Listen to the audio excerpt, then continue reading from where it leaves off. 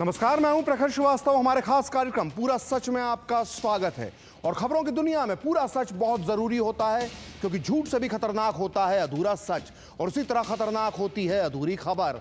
इसलिए हर खबर का पूरा सच हम आपको बताएंगे, वो भी तथ्यों, तर्कों और सबूतों के साथ। तो आइए बिना देर किए देखते हैं पूरा सच।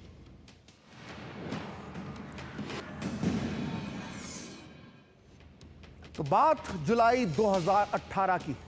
तब राहुल गांधी ने मुस्लिम बुद्धिजीवियों के साथ एक बैठक में यह कहा था कि कांग्रेस मुसलमानों की पार्टी है। और जब इस पर बीजेपी हमलावर हुई तो कांग्रेस ने उस वक्त सफाई दी थी कि राहुल गांधी ने कभी ऐसा कुछ नहीं कहा। इसके बाद यह मामला तब दब गया था, लेकिन अब एक बार फिर कांग्रेस ने साबित कर दिया है कि वो मुसलमानों की पार्टी है। कांग्रेस ने अब अपने एक कदम से यह कर दिया है ऐलान कि पहले मुसलमान फिर संविधान। कर्नाटक की कांग्रेस सरकार ने संविधान की मूल भावना के खिलाफ जाकर राज्य में मुसलमानों के लिए सरकारी ठेकों में 4% के आरक्षण का रास्ता साफ कर दिया है। यहां तक कि कर्नाटक के उप मुख्यमंत्री डीके शिवकुमार मुस्लिम प्रेम में इतना आगे निकल गए कि उन्होंने मुस्लिम आरक्षण के लिए संविधान बदलने तक की बात कह दी। इसलिए आज पूरा सच में हम सवाल उठाएंगे कि क्या कांग्रेस के लिए मुस्लिम वोट बैंक संविधान से भी ऊपर है? क्या कांग्रेस और मुसलमानों के बीच आरक्षण पर हो गई है डील, या फिर कांग्रेस ने मुस्लिम वोट बैंक का ठेका ले रखा है? आज हम कांग्रेस के मुस्लिम प्रेम का 360 डिग्री टेस्ट करेंगे। आज हम आपको बताएंगे कि डॉक्टर अंबेडकर ने मुस्लिम आरक्षण की मांग करने वालों की तुलना आखिर तानाशाह हिटलर से क्यों की थी, और साथ ही आपको बताएंगे कि कैसे सरदार पटेल ने मुस्लिम आरक्षण को कहा था जहर की खुराक। तो आइए देखते हैं पूरा सच पूरे विस्तार के साथ। कांग्रेस फिर मुस्लिम तुष्टीकरण के आरोप में बुरी तरह से घिर गई है। इस बार यह भूचाल उठा है दक्षिण के राज्य कर्नाटक से, जहां पहले तो बजट में मुसलमानों के लिए खास प्रावधान किए गए, फिर सरकारी ठेके में 4% अल्पसंख्यक आरक्षण का बिल पारित कर दिया गया, और अब कर्नाटक के उप मुख्यमंत्री डीके शिवकुमार ने मुस्लिम आरक्षण और संविधान संशोधन को लेकर जो बयान दिया है, उसे लेकर कर्नाटक से लेकर दिल्ली तक सियासत गर्मा गई है। शिवकुमार के बयान के खिलाफ बेंगलुरु में बीजेपी कार्यकर्ताओं ने जहां जमकर प्रदर्शन किया, वहीं संसद के दोनों सदनों में भी उस मुद्दे पर जमकर हंगामा हुआ। दरअसल एक प्राइवेट चैनल को दिए इंटरव्यू में जब डीके शिवकुमार से सवाल पूछा गया कि संविधान में धर्म के आधार पर आरक्षण मान्य नहीं है, तो फिर सरकारी ठेकों में मुसलमानों को 4% आरक्षण के प्रस्ताव को कैसे आप लागू कर पाएंगे? तो इसका जवाब देते हुए कर्नाटक के डिप्टी सीएम ने कहा कि हाँ, मैं सहमत हूं, देखते हैं कोर्ट क्या कहता है। हमने कुछ शुरुआत की है, मुझे पता है कि कोर्ट जाएंगे लोग, अच्छे दिन का इंतजार करते हैं, अच्छे दिन आएंगे, बहुत सारे बदलाव हैं, संविधान बदलेगा, ऐसे फैसले भी हैं जो संविधान को बदल देते हैं। तो ये था डीके शिवकुमार का बयान। हालांकि विवाद बढ़ने के बाद डीके शिवकुमार ने अपने बयान पर सफाई देते हुए कहा कि उन्होंने संविधान बदलने वाली कोई बात नहीं कही है और ये बात पूरी तरह से गलत है। लेकिन बीजेपी कह रही है कि डीके शिवकुमार ने राहुल गांधी के मन की बात कहकर कांग्रेस का जो हिडन एजेंडा था वो जनता के सामने ला दिया है। आप भी सुनिए डीके शिवकुमार की सफाई और बीजेपी के आरोप। Whatever reservation has been given as per the quota of the backward class has been given. I have not said that we are going to change the constitution or not that. Whatever they are quoting is wrong. They are miscarrying it. I am categorically telling that we are a national party. We know what is the constitution, how constitution has been. It is our party. We have brought the constitution to this country, and they are misguiding. संविधान बदल के मुसलमानों को reservation देने का बात कर रहे हैं। ये केवल डीके शिवकुमार का बात नहीं है, ये सिद्धरामैया का बात है, ये राहुल गांधी का मनसा का बात है। ये देश में चला रहे हैं, हम नहीं छोड़ेंगे। तो विवाद बढ़ने के बाद भले ही डीके शिवकुमार सफाई दे रहे हों, लेकिन उनकी विवादित टिप्पणी की गूंज संसद में भी सुनाई दी। शिवकुमार के बयान पर संसद के दोनों सदनों में जमकर हंगामा हुआ। राज्यसभा में सत्ता पक्ष के सदस्यों ने कांग्रेस पर संविधान बदलने का प्रयास करने का आरोप लगाए, तो वहीं संसदीय कार्य मंत्री किरेन रिजिजू ने कहा कि जो लोग संविधान के रक्षक होने का दावा करते हैं वही संविधान की धज्जियां उड़ा रहे हैं। उन्होंने कांग्रेस अध्यक्ष मल्लिकार्जुन खड़गे से इस मुद्दे पर पार्टी का रुख स्पष्ट करने की मांग की। साथ ही ये भी पूछा कि आखिर कांग्रेस संविधान बदलकर मुसलमानों को आरक्षण क्यों देना चाहती है। इस पर राज्यसभा में नेता प्रतिपक्ष मल्लिकार्जुन खड़गे ने दावा किया कि बाबा साहेब के बनाए संविधान को कोई भी ताकत नहीं बदल सकती है। राज्यसभा में नेता सदन और बीजेपी अध्यक्ष जेपी नड्डा ने आरोप लगाया कि कांग्रेस संविधान को तार तार करना चाहती है। दोनों तरफ से जमकर बयानों के तीर चले और सदन में जमकर हंगामा बरपा रहा। इसके चलते सदन की कार्रवाई स्थगित करनी पड़ी और दोपहर 2 बजे कार्रवाई जब शुरू हुई तो खड़गे ने कहा कि उनकी पार्टी की तरफ से ना तो किसी ने संविधान बदलने की बात कही है और ना ही कहेगा। नेता सदन जेपी नड्डा ने कहा कि बाबा साहेब अंबेडकर और सरदार पटेल ने साफ तौर पर कहा था कि धर्म के आधार पर आरक्षण नहीं होगा, लेकिन कांग्रेस सत्ता से बाहर रहकर इतनी छटपटा गई है कि वो ऐसे काम अब कर रही है। आप भी सुनिए इस मुद्दे पर किसने क्या कहा, फिर हम आपको बताएंगे मुस्लिम आरक्षण को लेकर बाबा साहेब अंबेडकर और सरदार पटेल के क्या थे विचार। कांग्रेस पार्टी के सिटिंग डिप्टी चीफ मिनिस्टर और उनके स्टेट के कांग्रेस प्रेसिडेंट ऑफिशियली कहा है और आपके कहने पर मैं इसको ऑथेंटिकेट भी कर सकता हूं। और ये मुस्लिम लीग का पॉलिसी 28 अगस्त 1947 में मुस्लिम लीग ने जब रिजर्वेशन पॉलिसी को संविधान सभा में लेके आए थे तब सरदार पटेल ने रिजेक्ट किया था। आज कांग्रेस फिर मुस्लिम रिजर्वेशन का बात उठा करके बाबा साहब का संविधान का इज्जत को इन्होंने मिट्टी में मिलाने का काम कर रहे हैं। ऐसी कोई बात कर्नाटक के मिनिस्टर ने नहीं कहा। संविधान बदलने की बात कोई नहीं कहा, कोई नहीं भी कहेगा हमारे तरफ से। लीडर ऑफ ऑपोजिशन ने जो बात कही है वो सरासर झूठ और गलत है। उपसभापति जी, ये अंबेडकर के रखवाले बनते हैं। सरदार पटेल ने और अंबेडकर ने कहा धर्म के आधार पर रिजर्वेशन नहीं होगा। डीके शिव कुमार ने फिर से कहा है कि संविधान कांग्रेस ने दिया है, संविधान को बदलने का काम भी कांग्रेस करेगी। There is no repentance. और बदलने का क्या काम है? बदलने का काम यह है सरकारी नौकरी तो छोड़ो, अब ठेकेदारी में भी रिजर्वेशन होगा। ठेकेदारी में तो कांग्रेस के तमाम नेता, चाहे वो राहुल गांधी हो या प्रियंका गांधी हो या फिर मल्लिकार्जुन खड़गे हों, ये तमाम नेता सड़क से लेकर संसद तक बार बार डॉक्टर अंबेडकर की दुहाई देते हैं। ऐसे में इन्हें यह बताना जरूरी हो जाता है कि मुस्लिम आरक्षण को लेकर बाबा साहेब अंबेडकर के क्या विचार थे। डॉक्टर अंबेडकर के प्रयासों से ही एससी और एसटी वर्ग को आज़ादी के बाद आरक्षण मिला, लेकिन उन्होंने कभी मुसलमानों को आरक्षण देने की मांग का समर्थन नहीं किया।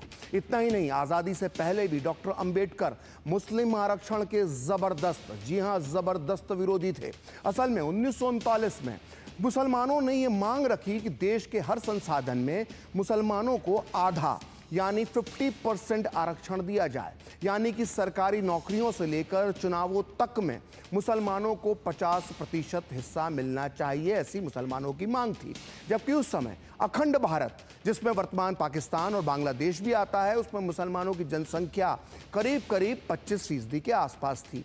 तो सोचिए 25%, 25% मुसलमान 50% आरक्षण मांग रहे थे। अंबेडकर ने मुसलमानों की इस लालची मांग की तुलना तानाशाह हिटलर की सोच से की थी। अगर आपको मेरी बात पर यकीन नहीं हो रहा तो फिर आपको डॉक्टर अंबेडकर के द्वारा लिखी गई किताब पाकिस्तान और द पार्टीशन ऑफ इंडिया पढ़ना चाहिए, जिसके पेज नंबर 264 पर बाबा साहेब लिखते हैं कि 50% सदस्यता की इस नई मांग से मुसलमान न केवल हिंदुओं के बहुमत को कम करने की कोशिश कर रहे हैं, बल्कि दूसरे अल्पसंख्यक समुदाय यानी सिखों और ईसाइयों के राजनीतिक अधिकार में भी कटौती चाह रहे हैं। मुसलमान अब हिटलर की भाषा का प्रयोग कर रहे हैं, जैसे हिटलर ने जर्मनी में किया था, वो यही उम्मीद भारत में कर रहे हैं। तो सोचिए, इस मांग की तुलना डॉक्टर अंबेडकर ने हिटलर की सोच से की थी।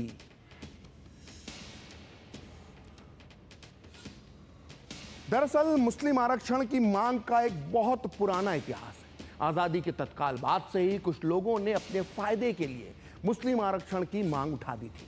हैरत की बात है कि मुस्लिमों की इस मांग की वजह से ही इस देश का बंटवारा हुआ था और पाकिस्तान का निर्माण हुआ था। लेकिन इसके महज कुछ ही दिनों के अंदर, यानी पाकिस्तान बनने के कुछ ही दिनों के अंदर, एक खास तबके ने भारत में मुसलमानों को आरक्षण देने का प्रपंच रच लिया।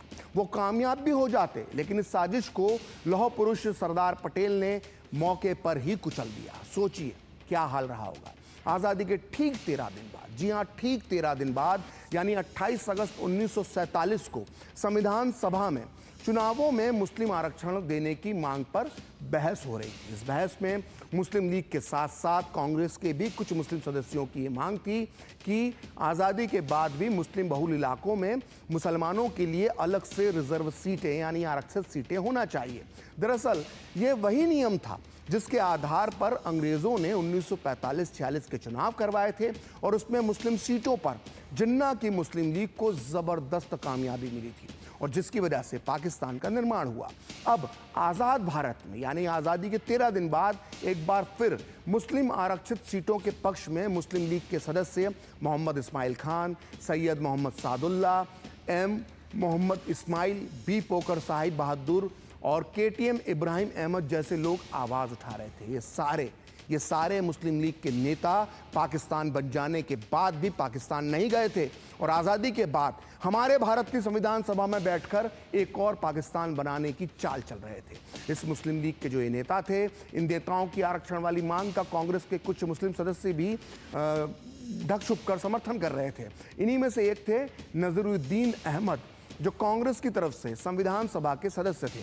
उन्होंने बड़ी चालाकी के साथ संविधान सभा में कहा कि हिंदू बड़े भाई हैं और मुसलमान छोटे भाई। यदि बड़े भाई अपने छोटे भाई की मांग को स्वीकार कर लेंगे तो उन्हें अपने छोटे भाई का प्यार मिलेगा, नहीं तो वो हमारा प्यार गवा देंगे।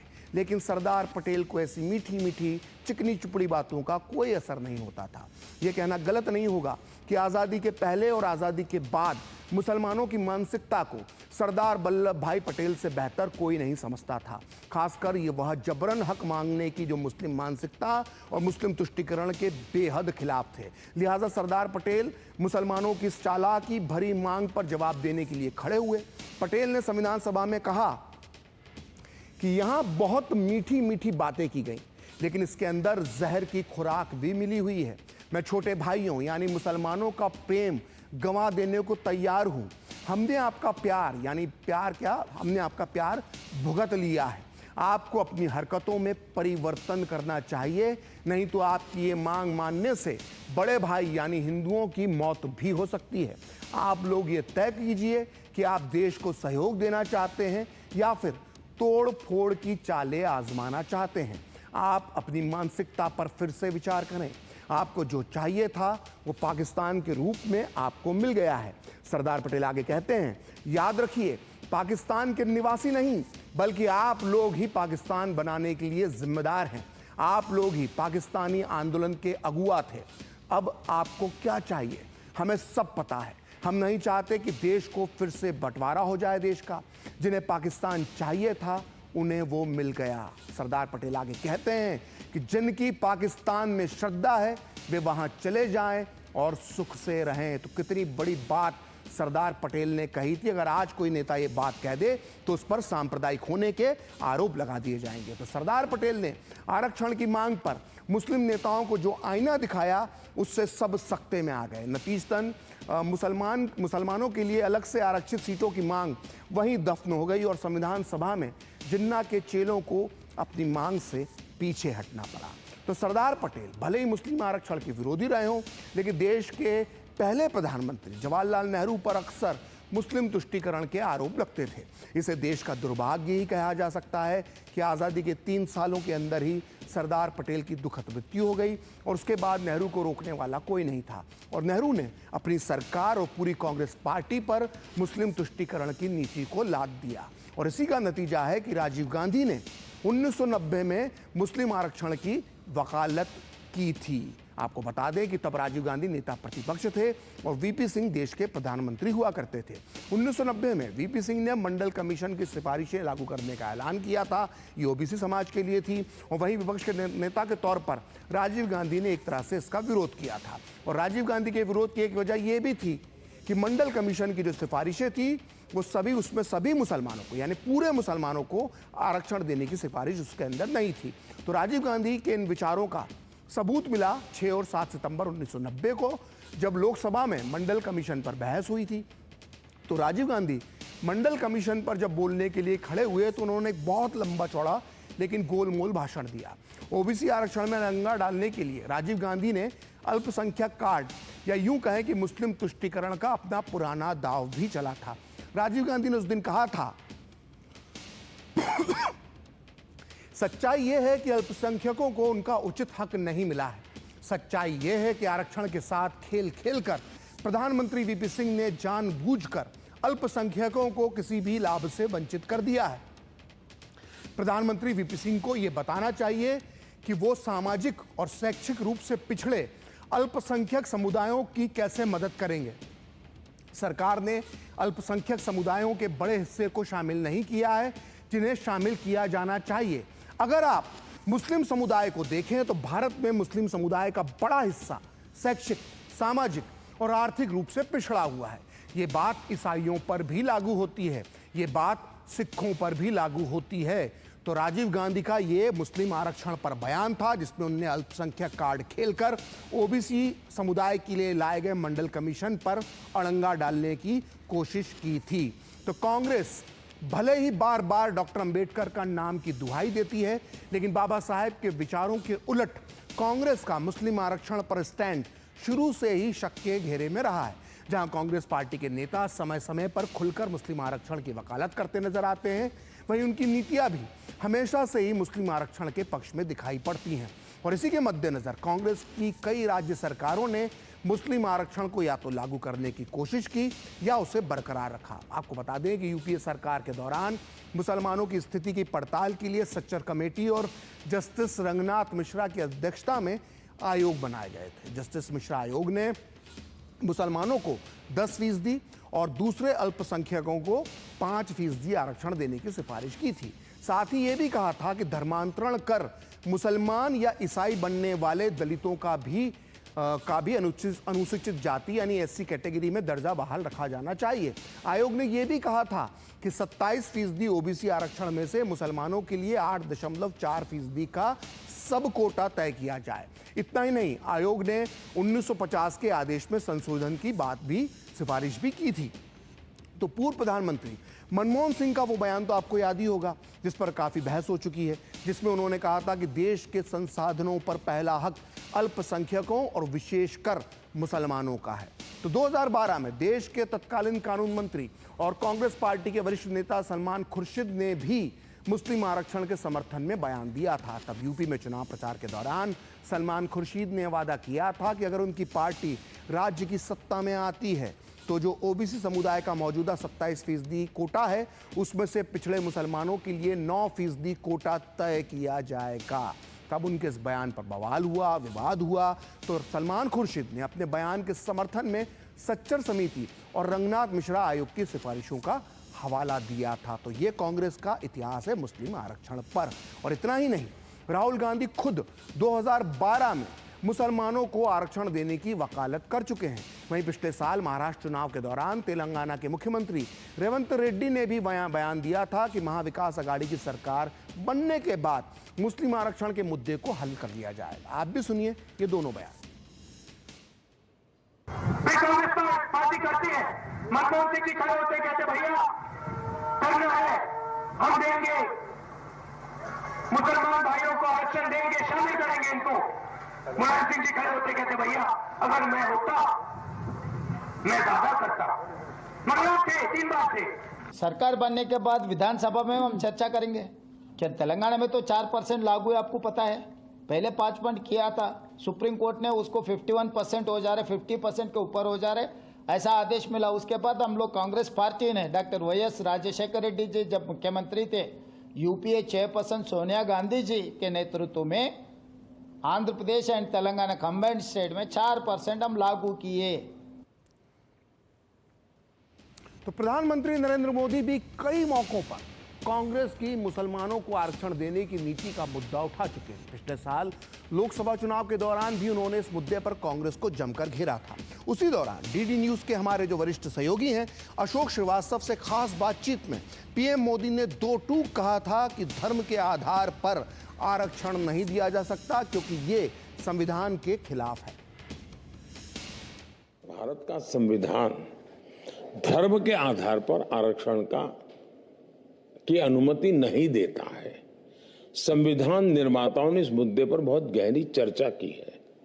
चर्चा कर करके संविधान सभा ने जो संविधान बनाया वो कहता है कि भारत जैसे देश में धर्म के आधार पर एक बार टुकड़े हो चुके हैं, अब इस देश को ज्यादा टुकड़े नहीं होने देना चाहिए। धर्म के आधार पर आरक्षण नहीं देना चाहिए। डॉक्टर बाबा साहब आम्बेडकर ने भी यही कहा, जवाहरलाल नेहरू ने भी यही कहा, बाकी भी संविधान के सभी सदस्यों ने, संविधान सभा के सभी सदस्यों ने कहा। मेरा कहना है कि हमें संविधान का लेटर एंड स्पिरिट में रक्षण करना चाहिए। हमें इस देश में धर्म के आधार पर आरक्षण नहीं देना चाहिए। मेरा मुद्दा है धर्म को आधार बनाने की जो प्रवृत्ति चली है उसके खिलाफ है। भारत का संविधान हर एक नागरिक को समान रूप से देखता है, लेकिन फलाने धर्म के हो इसलिए मिलेगा, ये इस देश में नहीं चल सकता।